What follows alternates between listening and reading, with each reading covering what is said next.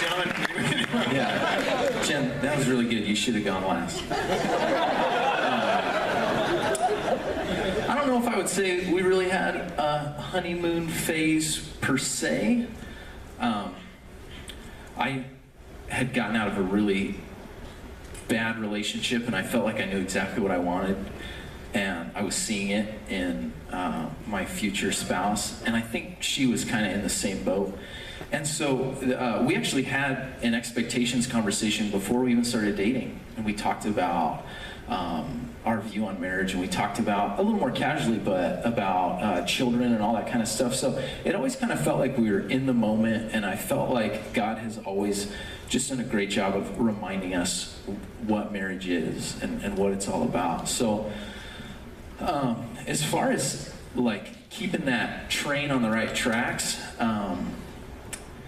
and gentlemen, I want to challenge you. I think that there's an immature view for us to think, you know, girls are super complicated and how can you figure them out? You'll never understand them. There's some truth to that, but I think you should be inspired to know that God is going to put a woman in your life and she's mysterious and she's complicated, and you can discover her for who she is. And you get to spend the rest of your life figuring that one woman out and figuring how she operates and how she works and what satisfies her and all those different kinds of things. And I actually take pride in knowing that I fulfill my wife in a way that no other man other than Jesus could.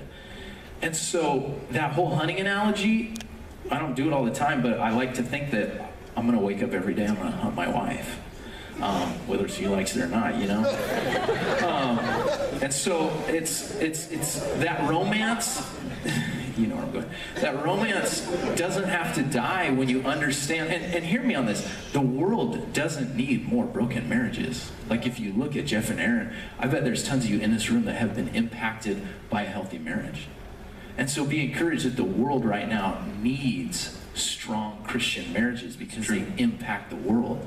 And you can wake up every day, and if you are reminded that the definition of love is sacrifice, you can crush it in marriage whether you feel great or you feel like crap. I would say that it's easy to start anything. Finishing is the hard part. Dying together is the hard part. And pain brings you closer together, you know. I just watched my wife give birth in our living room last week. It's on YouTube. It's on YouTube. And so what happens is, you know, the woman gets pregnant, right? We impregnate the women, and then the woman, sorry, I don't know what I'm talking about. Listen. A belly grows, and I have like some frustration with the pregnancy because I can't hug my wife like I like to. It's like something's in between us. And so, you know, but anyway, listen. We get to the point where having the baby, she's there, and here I am. I know she's about to go through this, the most traumatizing thing she's gone through since the last time she's given birth. And she's sitting there, she's in pain, I'm watching her breathe. My son is cheering her on right next to the pool. Her mother's watching, the doula's there, the sun is out, birds are chirping, and I'm watching my wife, and I'm serving her. In the middle of the contractions, she's praising and worshiping the Lord, right? I get this crazy image, and I hear God whisper to me, this is how it's supposed to be all the time.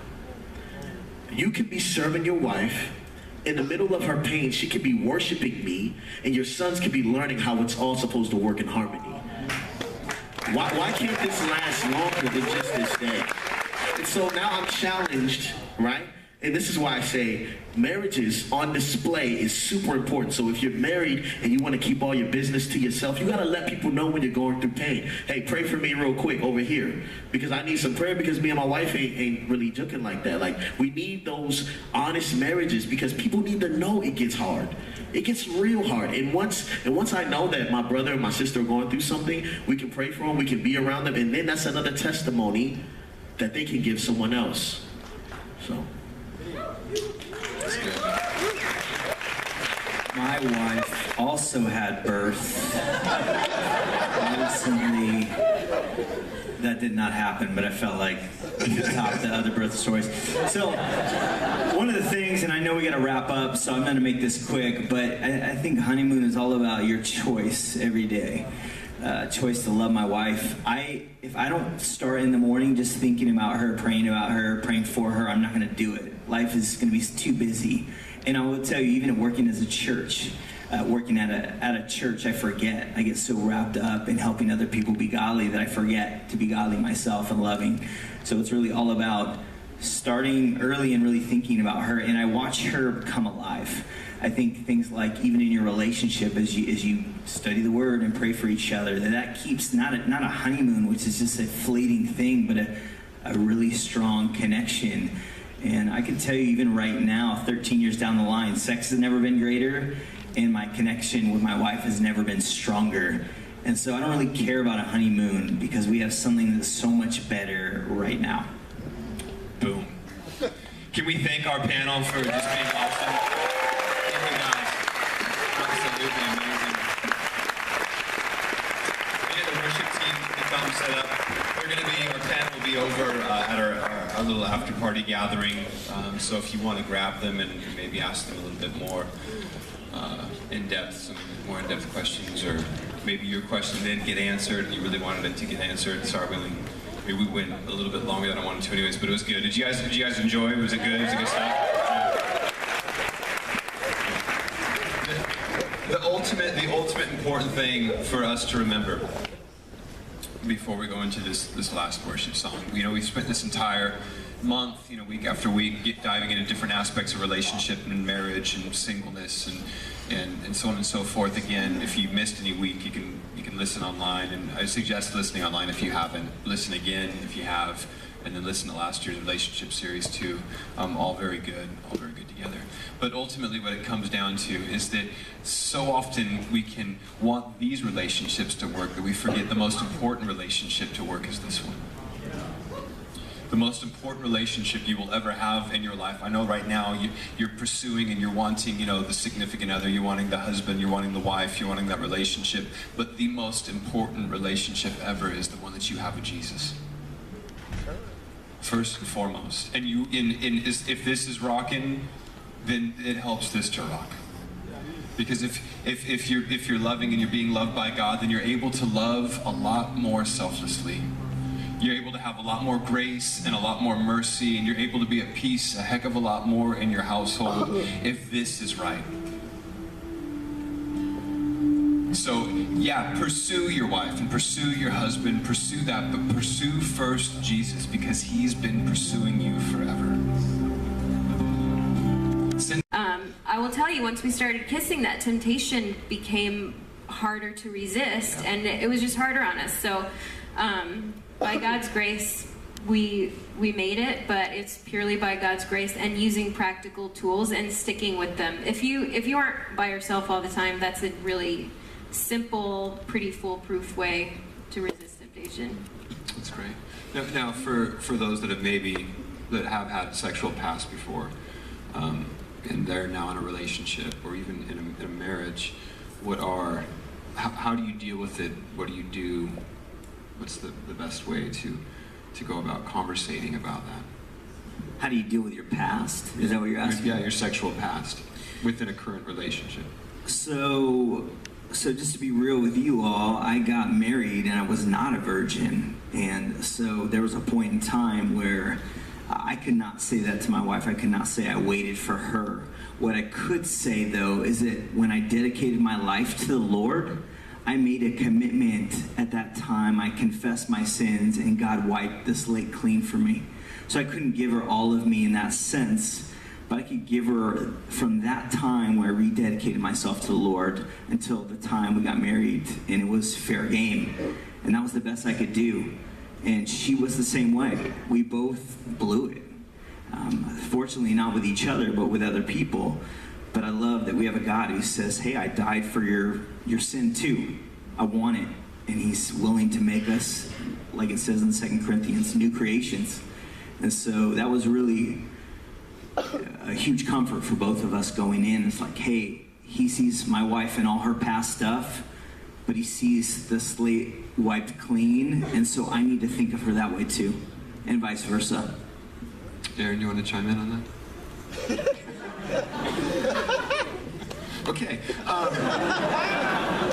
I think part of it though too. I will chime in a little. I think part of it too is when you are communicating, if you have had past sexual experiences and whatnot, as you communicate that to the person you're now with, if they have incredible issue with it, one, of course, be gracious and begin to work through it. But but two, if they don't want to be with you, then I think that's kind of their bad. And I think that because you are a new creation in Christ, and the old has gone and the new has come, and you are not defined by your past, you're not defined by your past sin. There may be, again, some consequences moving forward and whatnot, but you want to be with somebody who's going to look at your past and say, that's the old, and I'm excited for the new. Since we're talking about sex, what's really the best way to bring it up and to talk about it within the marriage relationship? Kind of in all aspects, even when it comes to not being sexually satisfied with your spouse. I'd love to talk about this. Alright, so I actually wouldn't love to talk about it, but I'm here, so I might as well just, I'm gonna leave you guys hanging, you know what I'm saying? We're not gonna say a thing. Go ahead. Cool, she's not here anyway, so just don't tell her what I'm about to say. So listen, I got married. I was not a virgin, my wife was, so during our time being together and dating and being fiancés, she was curious, but she didn't know what that curiosity was doing to me, So she asked like, hey, are we compatible? Or do we mesh well? Or, give me a massage. And I'm like, I ain't going to hell for you. Like, get off me. You know what I'm saying? Straight up. Like, I promise you, I told her that several times. You know what I'm saying? Now, I'm not going to lie to you. Like, it was times that I was weaker. You know what I mean? I believe that it's the man's responsibility to say, hey, like, this is where I'm at. We can't. And I just want to let you know, some guys in here like, man, no, it's possible, okay? It's real and it's possible and it's for you, The problem is after you get married, and I'm gonna tell you this, gosh, this is awkward, whatever, who cares? All right, so honeymoon night, my wife and I didn't have sex for like 3 days. And I'm sitting here like, what's going on with you? You know what I'm saying? Like, what's going on here? Now, my wife had never had a conversation about sex ever in her life with anyone.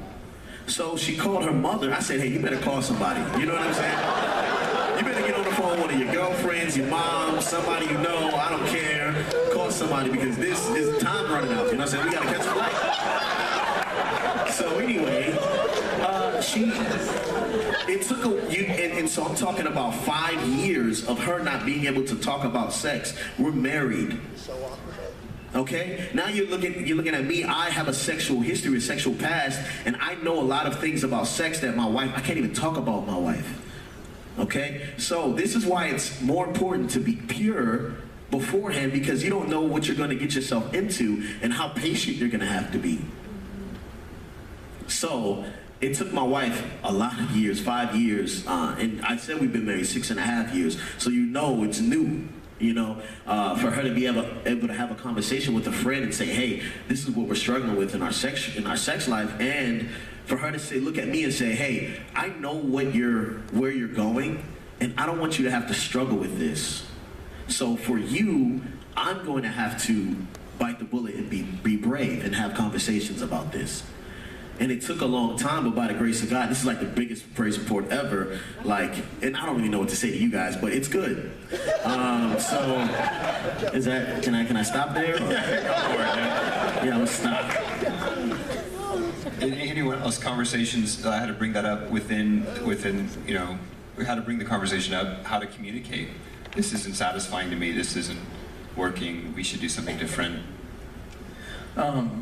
Quick shout out to the Preparing for Marriage class. I think it's amazing. So all of you that are moving in that direction, Connor actually heads the intimacy class up, and we pull no punches. So whether you have experience or not, I think that's a great class to take, and it helps open up some of those conversations. From my personal experience, I was a virgin, my wife was a virgin. I exposed myself to pornography in high school, unfortunately, and so had no idea that what I was looking at was maybe the farthest thing from what God intended for intimacy. And so I think, especially for us men, intimacy is probably not what you think it is, and a lot of that is just being humble. And whether you have experience or not, you need to understand that you are entering an unprecedented relationship. And what I mean by that is, you as a uniquely individual made by God are now going to marry and become one flesh with a unique individual made by God. And if you try to tell your spouse, oh honey, I got all this figured out, don't even worry about it, you're basically saying, well, I don't really get to know you because I've already become an expert of being a friend with other people. My marriage is amazing, and our intimacy is amazing, and it has been incredibly hard work. To the point that we've had conversations where I'm like, I want to tell you this, but I cannot look you in the eye right now. And my wife is just laughing, and we talk about intimacy and we talk about sex, and it's awkward, but it's worth it. And I think that's the heart of marriage. And I think all of us would love for you to know that it's almost like scaling Mount Everest. It is amazing, it is worth it, and it is incredibly difficult. I just thought I'd also say that married life is too short for bad sex. So if it's not fulfilling, like, why would you keep doing that? Like, that just sucks. It's true. Not that I know, I'm not saying from experience. Thanks. No, thank you. You're welcome. I'll be leaving now.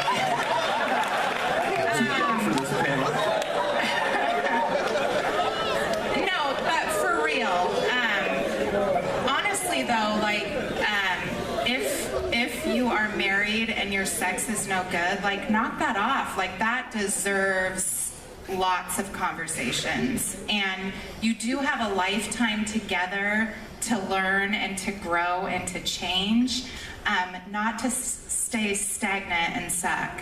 And with sex especially. Okay, that was a naughty giggle down there.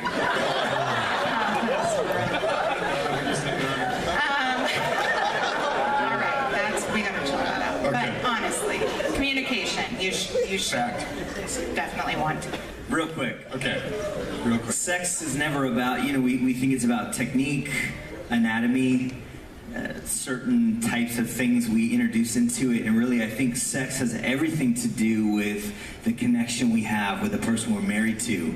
So I want you just to put yourself at ease. If you haven't had sex before, you develop that connection with someone else, you're gonna have amazing sex because you're so connected. It doesn't matter what happens. You know that person loves Disagree. you. You could be I disagree too. completely vulnerable, and they're lying.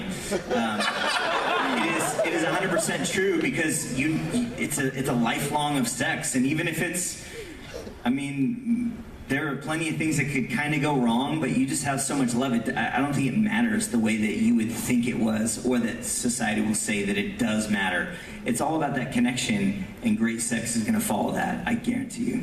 Go ahead and try and refute that if you want. Foundational, yes. You want that connection. And sex isn't about intercourse, it is about intimacy. But We got feelers in the down there parts that It's can true. be affected positionally. so that you can Have their own little panel up here. It's crazy. I feel like a smug movie. the reason I agree with I'm gonna everything. pray over all of you who've just been exposed to pornography on this stage. Stop. Go ahead. Oh, jeez. I do. Foundationally, yes, I completely agree. But I think that there is this Christian ideal or this Christian fable that, like, oh, you just love each other and sex is going to be good. Yeah. It's not. I mean, people, you get together, like, usually your first night, it's kind of awkward. I mean, it's usually good for one person, But it starts with a connection. It does start with connection, It yes. starts with connection will drive everything. Connection will drive everything, but then you do have to have those conversations of, I don't like it when you touch me like that, or I like it when you do touch me like that, and I like it when we move this way, and how we do that. Like, that stuff needs to happen. And I think too, like, ways to communicate to your spouse is kind of even at times redirecting. You know, like, hey, don't kiss me there, kiss me here. Serious. Why did you look at me when you said that? I just felt like we had a connection, Connor. Felt like we had a connection, bro. We got a great connection. We got a great connection, dude. That was really good. I'm gonna have trouble making eye contact from this moment forward for years to come. Can we just, do we have time for, can we do one more question? Is that cool, guys? One more question, then we're going to go into a time of worship. How long did the honeymoon phase last? And were there doubts after your marriage? Were there doubts like, man, maybe I shouldn't have? So how long did that honeymoon phase last? And then kind of also too, what do you do to keep it going, to keep things alive and to keep things popping? You want to start, baby? You can speak directly to this. As far as like honeymoon phase and one to not be married to me and stuff like that. I don't know if we had a honeymoon phase. Maybe the honeymoon. The honeymoon. I'd say the honeymoon was pretty awesome. We were in Cancun, all inclusive. It was beautiful. It was rad. That was a good time. We struggled, and Jeff and I are very open about this, pretty much from the beginning. We struggled. And we have fought really, really hard. And that's what makes our marriage so precious to us. Is that we, from the beginning, like our good friends would be talking about that honeymoon phase, and we'd be like, what is that? Like, we don't have that. And so we just knew from the beginning that that we were going to invest in each other, that we were going to not put ourselves first, but look to each other, meet each other's needs, and thankfully we were both doing that for each other. One of us wasn't doing all the investing and the other feeling completely dry.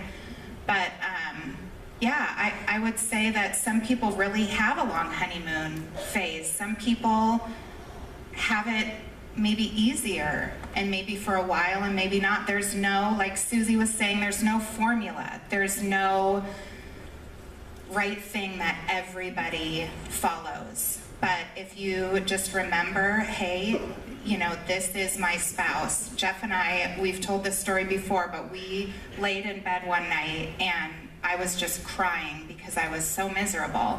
And I thought, I'm gonna be married to this man for the rest of my life and miserable, or I'm gonna do something to change how I feel.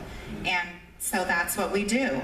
We work hard to love God and to love each other. And I can't believe where we are now, from where we were in our first year of marriage, or even our 5th year of marriage, or 6th, 7th. Yeah, so honeymoon.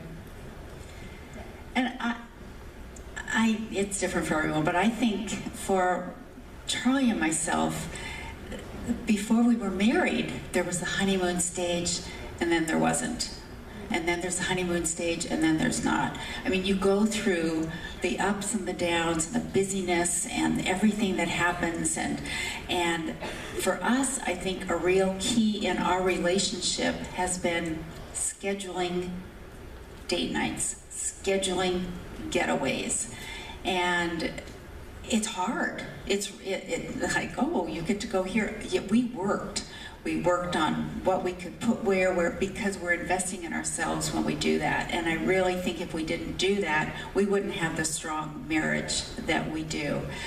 But that honeymoon, it comes again when we have those getaways. And then we get back in the heaviness of life and the work and everything going on. But I think actually in your dating, I think it's healthy to have that wave where it's not the honeymoon stage. That's where you work, that's where you talk, that's where you really say, am I willing to work on this, or do I want out? So I get concerned when people are getting right up to the altar and say, you know what, we've never had an argument. We just get along so well. And that concerns me because I think there's some real growth in trying to get in the other person's shoes and have them get in yours and just getting out of that little honeymoon stage before the altar. I feel like I love what both you guys had to say. I totally agree, and just I think to speak for our experience, we did the majority of our arguing during our engagement, which was a year long, and then we got married, and it just felt like a relief to just finally be married and live in an apartment. Andrew was making $800 a month, and our rent was $800 a month, and we were super broke. And it was not a honeymoon, but we were just really happy. And I can tell you that close to 14 years of marriage later, I've been thinking about the show The Bachelor and how they go on these dates in helicopters, you know, and skydiving and all this stuff. And then, you know, a few weeks later they say, I'm in love, and they get engaged at the end of it, pretty much always, I think. And I was thinking about when is the moment that I maybe felt the most in love with my husband. And we have a 2-month-old baby.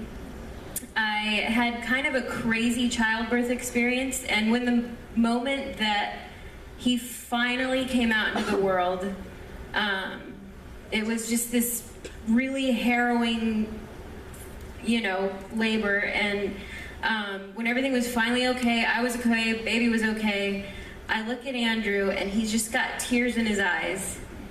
And he's looking at me and he says, thank you for my son. And the pain is what brings you closer, not the honeymoon. It's the pain, it's the work. And Yeah, you can clap for that. That was a good one.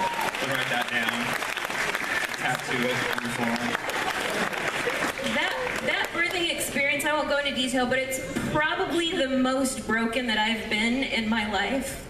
And that was the moment that I felt the most in love with the man that God gave to me. And men, women, you guys need to remember that yes, the honeymoon is valuable. Yes, the dating is important. Yes, but the pain and the work is where you really fall in love if you do it with Christ at the center and if you do it with respect for one another. And there was never a point in either time of birthing both of our children where we were against each other. You see that a lot in the movies, the ladies like swearing at her husband or whatever. That wasn't like that for us. We supported and lifted each other up, and that was the deepest love I've felt for my husband in the entire time I've known him, was him thanking me for breaking my body to bring a son into the world. That was the moment. Jeez. You know? Exactly. Let's all be honest. Real quick, one of the problems I think is that as Christians and as you know, Christian women, that there's this kind of confusion. Well, I need to be nice to people. I need to be nice to guys. That's what God would say. But I think that, ladies, you don't always realize that guys are often very clueless.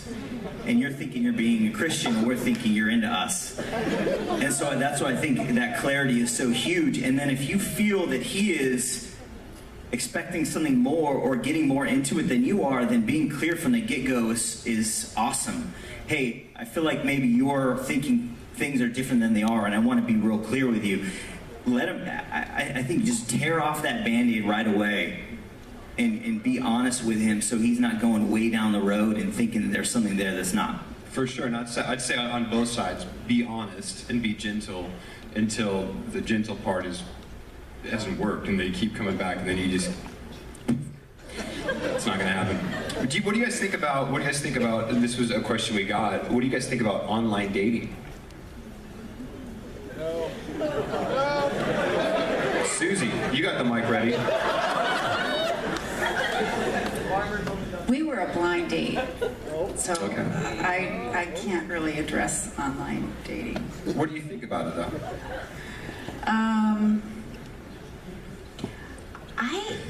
just would question how you can really get to know the other person with just online dating. I For sure, yeah. Connor? One of the issues is that dating and relationships take work, interaction, spending time together. And I think one of the hard parts about social media is that there are plenty of people that feel connected to other people and they're not. So we're at a spot where relationships take work and spending time and learning about each other, and really behind a computer you're putting forth the best version of you possible, the best picture, the best quote, whatever. And that's not real life. Now there are some benefits for, I'm not against social media, but I just think in relationships, be aware if you're dating online because it's safer, or if you're truly in Antarctica and there's one woman on Antarctica, then maybe you need to get online and find someone else somewhere else. But what about though the sites that match you up, that pair you, that will, you know? Beware. Okay. Serious, I know plenty of people that have been on those sites, and just go into any site with caution. Sure. You wait to see what someone's character is on that date, not just what they post about themselves. Very good. One thing to think about too, again, within all this is compatibility and how compatible people are together. You know, sometimes those sites kind of like match that stuff up and whatnot, but I know other times again you can lie again with all of that. But what would you say to compatibility? And Aaron, I'm going to direct this at you first. What would you say to like how important is compatibility in a relationship? And Nick, you're going to answer afterwards because you had a video. So, like, as far as like being compatible or not compatible, and what really makes that relationship work there? That's really tricky, Jeff. So I would say that you and I are incredibly compatible, but we are not the same people. Fact. So we don't have like a lot of common views on things, or interests, or even necessarily ways we like to spend our free time. That isn't really the same, but we totally jive well. Like, I mean, we fight sometimes. Which can be fun. But I think that there has to be something holding you two together.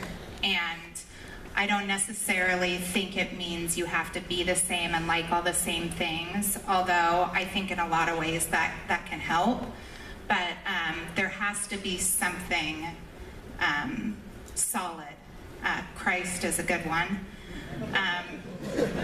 And then you can go a lot of places with that. I think compatibility is huge, but I think that Christ piece is the most huge, because with that you can overcome any amount of differences, really, truly. That's all I have. Yeah, I think of compatibility as like one of those words that's very like Lifetimey. You know, you ever seen Lifetime? Your mom watched Lifetime? You guys know what that is? You know? Okay, cool. So it's like, it's almost like we fit together like a puzzle, and everything's just so beautiful, and he does it, you know? And it's sometimes it's very like whimsical, it's just not real. Now, if you're compatible, that means that yes, it can work, you know, you guys are willing to submit and grow together. But just because things happen when you guys don't agree, you still need to be aligned. Okay, so we're talking about agreement versus alignment. Now, you guys don't always have to agree, but you do have to align to the same principles and morals and things like that. And so that was one thing that was huge for me when, you know, finding, like, I had a list of everything I wanted, you know what I'm saying? That was like super big for me. And, you know, the fact that she believed and like was a tither, and that she, you know, had a family and wanted kids and community, all that stuff was super important to me, because alignment-wise, I needed to make sure that when we disagree and we didn't feel compatible, we still had something we can bank on. You know, we still had something we can throw our life against and just say, hey, are we on the same team? Yes, we're on the same team. Are we going to the same places? Yes. Oh, we just want to run different plays. That's all that is. That's good. That's good. Yeah, I think kind of tailgating a little bit on what Aaron said, that compatibility, I think we can get excited when we both like to play soccer, we both like to ski, or we both like to bike, and we both like to travel, and all those things are so great. But that's not going to keep a relationship together. And having that solid foundation of Christ is huge. But along with that comes character, compatibility. Charlie and I work with quite a few couples on finances, that financial compatibility. Those are the things that can really start to rub. If you have different interests, you can still be so compatible in other ways. So true. Jen, because we're talking about relationally sticking together, what works, what doesn't, and we talked a little bit about we were talking about the online dating thing and stuff, just being apart in a sense from each other, which leads kind of to this next thought and this question that was asked as far as long distance relationships, because a lot of people here, they have they've got boyfriends, girlfriends that are off at different colleges. Some have now taken a job and they're in another state and they're finishing up their degree before they go. Some in here are military, even spouses and stuff. So you and Andrew dated long distance for a while. Any advice on that? Yes, so when I graduated from high school, I moved to New Mexico for a year to do a missions internship, and I was traveling a ton to different countries, different states. I was gone a lot, and this was the year 2000, which sounds very futuristic when you say the year 2000, but this was before cell phones. I mean, people had them, but not everybody had them, and I didn't have one, and Andrew didn't have one. I lived with roommates, and we had one computer for the whole house. I mean, it sounds like I was born in the dark ages. I know, it's very... I've got my phone here now. I think I'm overly attached because of being traumatized from no communication, but... So, shared computer, one landline for the whole entire house. There were 9 girls living in this house. Oh my God. And...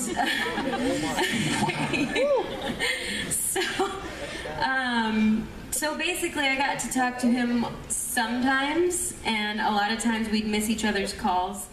And one of the most ridiculous stories that we were actually just remembering earlier this week was I was on my way to a month-long mission trip out of the country. I wasn't going to have access to a phone. Third world countries, I was going to way down in Mexico. There was just no way to talk to each other. And I was in the airport getting ready to board the plane. I was like, I'm going to call and say bye to Andrew. And I called his house, and the answering machine picks up. And for you millennials, an answering machine is like voicemail, but for a landline. So I get the answering machine, and it says, hi, you've reached the Pulfers. We're not home right now. And if this is Jen, you can reach Andrew at such and such a number at his grandparents' house. So I call his grandparents' house, and I get that answering machine. It says, hi, you've reached the Grandies. And if this is Jen, here's a phone number that you can call to reach Andrew. I'm not making this up. So then I call a third number, and it's his friend's cell phone.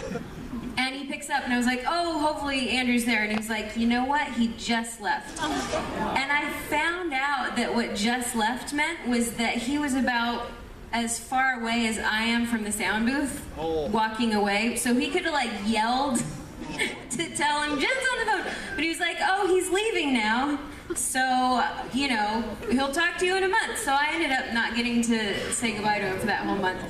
And unless you're moving to the moon, like, you're not going to have it that hard, probably. So if you're dating an astronaut. Yeah, if you're dating an astronaut, you might have that much trouble communicating. But we survived, and the way that we survived was to remember our foundation and our friendship before leaving. And when we first got together, our first date literally was getting together and talking about how we wanted Christ to be the center and the foundation of our relationship. We sat on a church stage that we would later lead worship on together quite a bit. And we prayed together, and we said, please, God, would you really be the center of this friendship, of this romance? And he really was. And when I was getting ready to move to Albuquerque, New Mexico, knowing that I wasn't going to get to see or talk to this person that at that point I was very much in love with fully, I cried for like 2 hours in the car. My parents were driving and I was just bawling in the car, knowing I might not see him, more than a couple times for the entire next year. And I cried during quiet times when I was reading my Bible, and I mean, it was a very real pain, but the reality was, I knew that if it was meant to be and if it was God's will, that it would carry out just as much as it would have if we were living in the same place. And actually, during our whole relationship, we were a minimum of an hour to 2 hours away from each other always. And God worked it out. So if it's meant to be, and if your foundation is Christ and a genuine friendship that's not based just in location, it'll be all right. And if it's not meant to be, then, you'll meet somebody else and it won't be a big deal. Cheers. So when in a relationship, when is it okay to start communicating your expectations?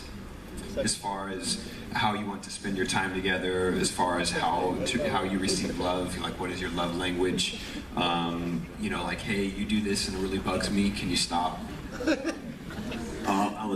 Yeah, okay. You just had the mic. Yeah, I just had the mic. So I was ready to spit a freestyle at any moment. Yeah. So I think immediately, not when you're like pursuing, but when you guys are in a relationship, to say, hey, this is where I'm at with these things. I think just being honest, and then some of those things that you like at this moment, you won't care about 6 months from now. You know what I'm saying? Like, my wife has like a bunch of pet peeves, and I had to remember them, and anytime I do one of them, she'd be like, you did it again. You know what I'm saying? I'm like, dude, and so like now I do it just to spite her. You know what I'm saying? Like, she hates when I like scrape the fork with my teeth, but I just like, you know what I'm saying? I don't care at this point, because the truth is, she's stuck. You know what I'm saying? So I was like, hey, whatever. Where you gonna go? That's awesome. Susan, do you have anything to add? I think sometimes it feels really secure to have a formula and know exactly when, and then we have another step, and honestly, it's just as things come, just to be honest, as Aaron said earlier, just to be true to yourself and not to rush things too fast and not to be afraid, what should I say, this, should I not? I honestly think if you're just honest with yourself, there's no formula. I think that some people can start talking about certain things in a couple of months, and others it might take longer. It's unique to each individual. That's good. Kirk Jones, real quick on this. What do you think about your significant other having friends of the opposite sex? In dating. In dating. Let's see. So I met Jenny here at the old campus, and she was like surrounded by dudes all the time. And I was like, I'm gonna make you mine. I remember at one point I was like, I'm either going to hand her an engagement ring or she's going to hand me a restraining order. But there will be no confusion about our relationship. And so, again, like, that's just my story. I love that. And so there are always friends of the opposite sex for a long time. And as things got more and more serious, and we wanted to spend more and more time together, and I think as you kind of step out into the next stage in life, you start to find yourself, time becomes marginalized. And so it's like, I only have so many hours, I want to spend it with the woman that I love.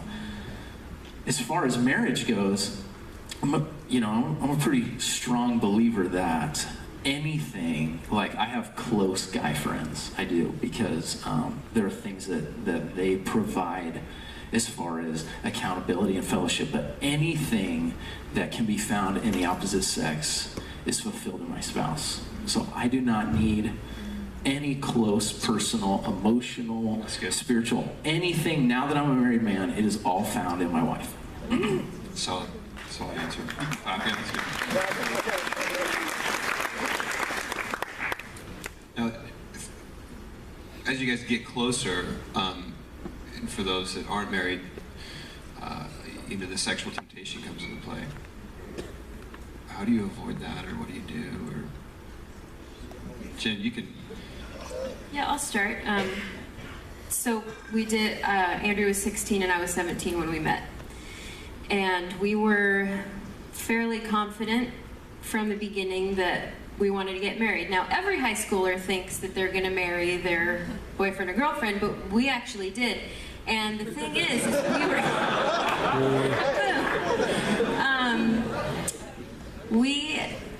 Like I said, we prayed together that first time we hung out, and we knew that if we were going to get married, we had a very long wait ahead. We were together for 3.5 years, and we got married virgins. Not technical ones, but like actually we really were very intentional and careful. And there's a spiritual angle to this, and there's a very practical one. Spiritually, something that the Lord's been teaching me that I think addresses this subject is sacrifice and surrender. And I think we're in a culture right now where we don't sacrifice. Self-denial is a sacrifice. And Jesus is that perfect sacrifice for us. And we're very good, I think, a lot of times at accepting the sacrifice of God sending his son for us. But we're not so good at returning that sacrifice when it comes to any of our desires, not just sexual, but anything that separates us from the Lord. And I encourage you guys, if you're struggling in this area, rejoice in the sacrifice that you can make at the feet of Jesus in this area of your life. Secondly is surrender. When you've given that desire over the Lord, it is a desire. It's natural. We weren't freaks of nature. We had those desires, but when you make that sacrifice, then it's time to just surrender it and to say, I have this want. I have this even physical need that God put inside of me, but it's not time yet, so I'm going to surrender that back to you. That's the spiritual angle that I think God's just been speaking to me in other areas of my life. But more practically speaking, the way that we did this, knowing that we had a long wait ahead, was just to not be by ourselves all the time. We were very rarely alone. And you're likely not going to get crazy with other people around. We went to restaurants. I mean, depending on your personality, but for us, we went to the mall and we went to restaurants and we went to movies with friends. I mean, we just were very careful not to be alone. And when, the rare moments that we were, if we were driving somewhere or something like that, we just set rules for ourselves that, okay, we're not going to kiss. We went 1.5 years before we had our first kiss. And that isn't something I'm saying you have to do. That was just for us. We knew that's going to be the gateway to going too far. And before we invite the panel up here, I do just have to announce a couple of quick things. First being, again, right after service, we're going to head over to the warehouse. If you don't know where that's at, just follow the stream of people that will be going over there. We're having a little after party with food, with like chicken and waffles type stuff. Savory. It's good. And then savory. And then there's opportunity when you go over, you're gonna get a raffle ticket, and you guys can win a couple of like little day package type stuff. There's a photo booth, which is a Polaroid photo booth, and just some other exciting things, lots of conversations to be had. So you for sure want to get there right after service. And then also too, if you guys are going and wanting to do the School of Ministry, if you're wanting to for the next 2 years, exactly, for the next 2 years, sign up and learn leadership and some ministry stuff as well. It's incredible. You have to turn in your applications by the end of this month, so it's really just a couple of more days, which is tomorrow. Yes, it shows you what I know what date it is. So tomorrow, if for any reason you need, like, oh my gosh, I didn't get everything done, too bad. So, I'm just kidding. Be sure to send an email to Katie. You can find her on the thing, or send an email to me, or to Kaylee, or to anybody, and we'll be sure to forward that information along. And with that, so tonight we're going to do a panel. Yes. And they are going to be answering questions that many of you have sent in. Now, we got a lot of them, so we had to combine some of them. Now, please, with this is, I need to say this kind of up front, these questions are really, these answers are more situational and than they are doctrinal or theological. Meaning that you're going to get some great advice up here. And it doesn't mean that it's necessarily gospel truth, but it is wisdom from believers who are in marriage and they're working hard to make their marriages good. Now, some of the stuff we do here will be a little bit theological, a little bit doctrinal, but for the most part, a lot of this is just going to be just good wisdom, good advice for you to take, which can help you have successful relationships and marriages, even be single. So with that, would you guys please give a warm round of applause as our panel makes their way to the stage. We can get a little bit crazier than that. Come on, people. It's a good-looking crew coming up here. Yes. Get up here, bro. You came the opposite way. So.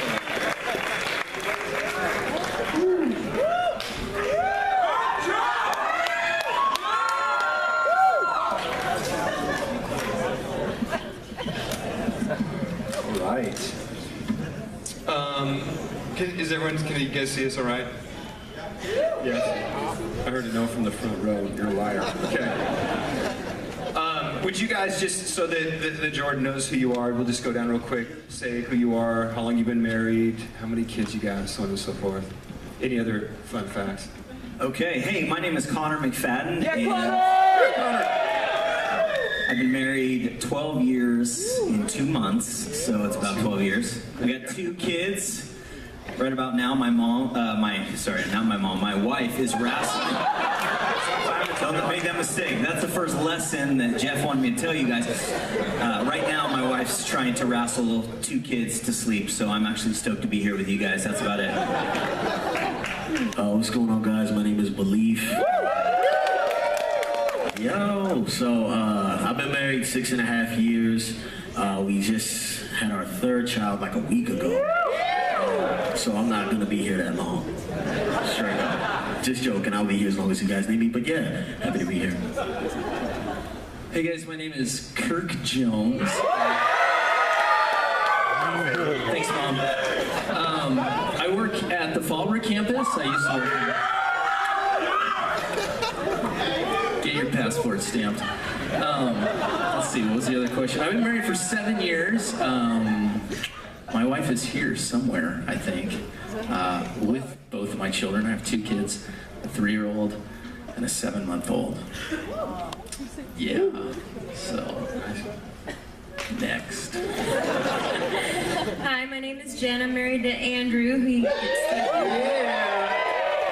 And we've been married for, it'll be 14 years in June. We have a 3-year-old and a 2-month-old. So, that's it. My name is Susie Bradshaw. I'm married to Charlie Bradshaw. We've been married for 30 years. Drop the mic. And we have 2 girls that are way older than most of you are. And that's it. Coming down to me. I'm Erin. I'm Jeff's wife. Yep, I think that's all I need to say. We've been married for 16 years. More than that. What? You're already going to interrupt me? No.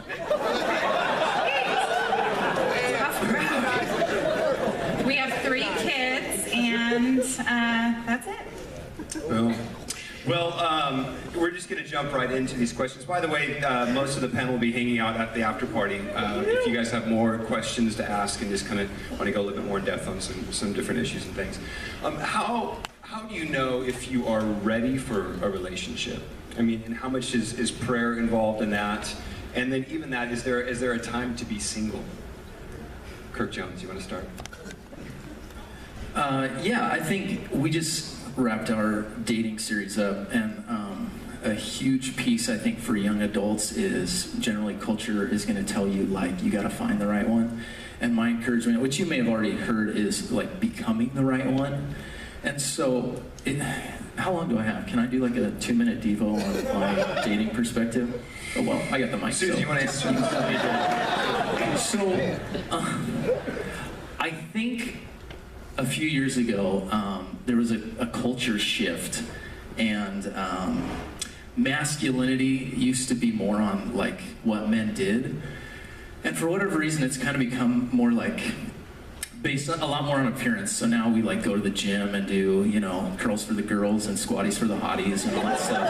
And we got to get our bronze on, and you know, we pluck our eyebrows and all that stuff. And so it's created, I don't think men are necessarily designed to be pretty, and so it's kind of created. Speak for yourself. Jeff is like, challenge accepted. And so it's kind of created like some insecurity for us as guys, and dating is not really a biblical principle, concept, and yet it like permeates our entire culture. So I think this culture shift has caused 2 huge problems, and then I'll shut up for a while, I promise. One is that I think dating sings when men take the lead, and when men pursue, and when they're brave and courageous. But we got insecure. And so it forced us to kind of like take a step back and stop hunting and pursuing women. And it has forced ladies to, instead of just be this amazing thing to be desired, it has forced you to change the way that you dress, look, act, speak, so that you are more noticeable, because we have become like insecure and afraid. And I think the other problem is, I realized a long time ago that getting rejected is such a beautiful thing for men's character. Like, it builds us and it strengthens us, and you are robbing yourself when you don't actually go out there and say, hey, you're attractive, you love Jesus, I love Jesus, can I take you on a date? And ladies, all you have to do is say, no thanks. And we're like, ouch, that sucks. But that strengthens us every time I've been rejected, and it's been a lot. I've gone back and I've looked in the mirror and I said, why did that happen? And it's a beautiful time to reflect and learn and grow and all these different kinds of things. And this dating went from this like amazing like hunting season where you're like, there's a deer and I'm gonna get it. Oh yeah. You know, I'm gonna club it over the head and throw it in my truck whether the deer likes it or not.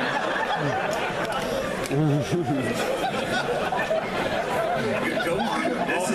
We're getting somewhere. I like this. It's like this weird, awkward, like, hey, like, you want to hang out? Me neither. Like, okay, see you later. You know, like, whatever. And it's just lost all its romance. So there, done. That's my thought. I can go now, right? Leaf, did you want to? Yeah, I think, you know, what happens is with men particularly, we get so excited when we see women. We forget about all our priorities and the things that we have to accomplish before we even think about pursuing a woman. And it kind of places things out of order. And so we see other couples with great relationships and we want that for ourselves. But we don't necessarily want the character, we just want the way everything looks. You know what I mean? And so we really like appetize, or whatever word I'm trying to say. We want the fruit, but we don't want the root that makes it all work together. You know what I'm saying? And so for me, I would say you're ready when a lot of your stuff is in order, your character, because what's gonna happen is you're gonna find someone who's really awesome, and then you're not really prepared to take care of that person emotionally. And so, you know, you have to really think about long term, where you're going, where you wanna be, who you're trying to pursue, and where you're going to lead them ultimately, because this is gonna sound rude, but this is not how I mean it to say. But you know, women, your wife is supposed to follow you, you know, but you have to be leading her somewhere. Basically, that's all I have to say. One of the ladies, would you like to chime in on from a lady perspective, as well as too, I would like one of you to address the whole idea of women pursuing men in the relationship as opposed to vice versa. Is it okay? Is it unbiblical?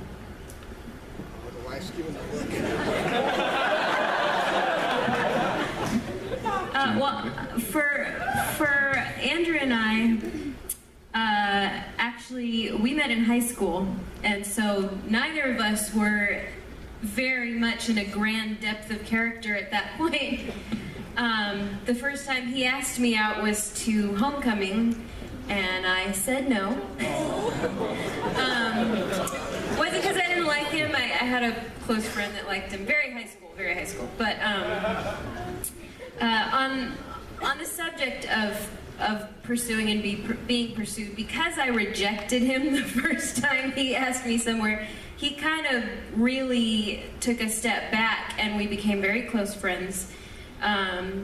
Feelings were developing during that time, and I kind of knew, because I said no, that I needed to at least initiate and let him know, after it was several months of just a good quality friendship, saying, okay, I do like you, and let's just see what happens from there. And then from that point, he went ahead and he still initiated and pursued, but I did give him permission to do that, and I think permission, guys, is important. If the lady's not giving you that permission, then you don't want to continue to pursue necessarily, at least from my experience. Yeah, I don't know if this addresses that directly, but I think I was married a little bit later, but I think that the critical thing in our relationship was I was very comfortable being single, and I was content with myself. I wasn't looking for someone to fill a void. I was going to teacher exchange, Australia. I had all these things lined up. I got my single friends together. We went on ski trips. I was really loving life. And I think that was probably one of the biggest attractions when I met Charlie, from him for me, that I wasn't looking, I wasn't pursuing, I was just really enjoying my life and wasn't expecting him to be the one to fill that void. So I think that was a big attraction, and the same thing with him. We were both doing what we wanted to do with our life, and attracted to that in each other. That's great. What do you think is the best way to communicate your interest, or therefore your uninterest in somebody? Connor, you're a psychiatrist, therapist, counselor guy. Yeah, so I think it just depends. For guys and girls, it's so different. I think I'm going to speak for myself. If a woman were to come on too strong, or even to show too much interest, I'm kind of out. I love that my wife played hard to get. There's a hunter going to that deer thing you were saying earlier. I love that. I love the first time. It almost socked me in the face just now. Unintended. No deeper meaning there. First time I saw my wife, she was just kind of slumped down in this chair, arms folded, looked a little conceited, and I was all the way in. I was like, I don't know this girl. I love that she's not giving me the time of day. I want to hunt her down and make her mine. You can write a song about that if you want. It sounds a little creepy. It sounds like, who's the dude in Beauty and the Beast that wants to hunt Belle? Gaston, what up? Yeah, I think can you repeat the question again? I got a little lost in my creepy remembrance there. Go back. How do you communicate interest or therefore uninterest? I think for women, you could throw a little bit out there, but not too much, in my opinion. If a girl was to even just be nice and friendly and be confident, that would be enough for me to take notice. So I would think you just a little bit in there where you're confident, and I'm either going to notice you or not. And guys are so visual, and I think that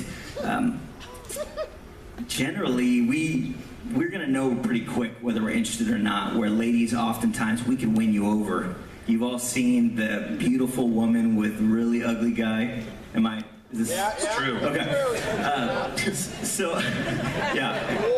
Look at the family picture of me and my wife. So I think for guys, we're just wired so differently. We want to hunt, and usually guys are very visual, so they're going to know what's attractive to them, and oftentimes more prone to go for girls they're more attracted to. Aaron, what would you say on this? How do you communicate interest or therefore on? Yeah, so I was just sitting down here thinking, can we just quit games? Like, can we quit playing games? Like all of us, or And so, well, if you're still playing games, Connor, yes, please quit. I think it would be the most godly, beautiful thing if we would just resolve to be true to who we are. Then we will draw the person that we're supposed to truly be with, and it'd just be a better place. I think that we get too caught up in what's the right thing, what's the wrong thing. We lose ourselves. We start looking for the wrong things. We start acting like a person that we truly aren't, and then we get these list of questions because we're so focused on trying to do the right thing instead of just being who we've been created to be. I have something to say. So I cut the mic because I'm a rapper, and I apologize for that. But there's like a whole league of people who are super confused, and just because a girl is nice to them, they think that it's on. You know what I'm saying? So like, oh shoot, she followed me back, we're gonna get married. You know what I mean? Like, it's not popping. You know what I mean? Like, you need to know in your heart. And so women, like, please don't lead these men on. Like, if you do not want to hang out with them, like, don't let them take you to the movies. Like, don't let them buy your meals. Like, don't hang out with them like that, because it creates something in our brain where we go, well, this is an opportunity, and I'll win her over eventually. You know what I'm saying? And so it's like, that can happen. There are cases where there's happened, and then it's other cases where men die in the friend zone. You know what I'm saying? So shout out to all my dudes in the friend zone right now. You know what I'm saying? I've been there. I'm sorry. Best of luck to you. That's good. Hey, I got a question for you. Could you make an argument biblically that Ruth pursued Boaz? Totally. Because I think, like, my mother pursued my father, and they have a great relationship. And yet, still, I'm a big fan of, like, what we were talking about. But I think I love what you said, Aaron, about, like, when I turned 23, I told myself I'm never going to play games again. And I was asking this girl out, and she was like, oh, I'm busy. And I said, hey, if you don't like me, you just tell me. Like, I'm a big boy now. And so I would go to, yeah, 23, got my driver's license. I would go as far as to say, ladies, again, this advice, you have permission to hang out with guys and do that kind of stuff. Just be intentional and clear in what you're pursuing. And guys, I would do the same thing. As soon as you want to not just be a friend, just be brave and say, hey, I think I want to pursue something more. And ladies, you can say, this isn't the right time. And then maybe the ball's in your court if you change your mind. But I just feel like we protect our egos, and we play all these silly games, and we can just treat each other as like brothers and sisters in Christ and be like, you're pretty. My name's Jared. And I'm Jared. And we got a big old show for you tonight.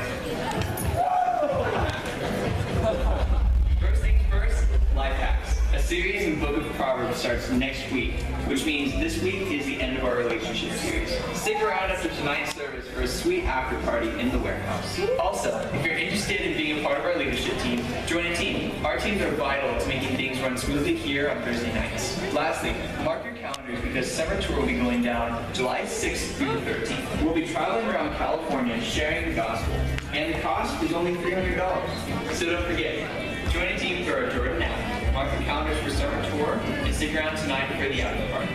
My name's Jared, and that was the status.